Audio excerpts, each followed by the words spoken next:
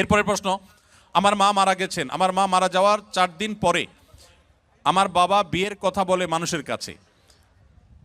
আমার প্রশ্ন হলো, আমার বাবা কি এটা বলা ঠিক হয়েছে কিনা?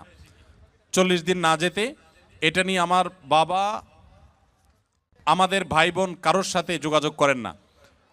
দেখুন, কারোর স্ত্রী মারা গেলে তিনি যদি 3 দিন 4 দিন 5 দিন পর বিয়ে করেন বা বিবাহের কথা বলেন, এটা শরিয়ার দৃষ্টিকোণ থেকে দোষের কিছু না।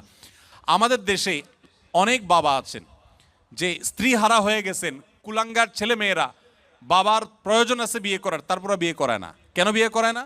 কারণ বিয়ে করালে সেখানে যদি আরেক সন্তান হয় তারা সম্পদের ভাগ পাবে, আরেকজনকে মা ডাকতে হবে। এর চাইতে অমানুষ সন্তান আরেকটা হতে পারে না। আপনি যদি বাবার সুসন্তান হয়ে থাকেন তাহলে মনে রাখবেন, মানুষের বৃদ্ধ বয়সে কথা বলার জন্য একটা মানুষের প্রয়োজন হয়, একান্ত আলাপের জন্য একটা মানুষের প্রয়োজন হয়।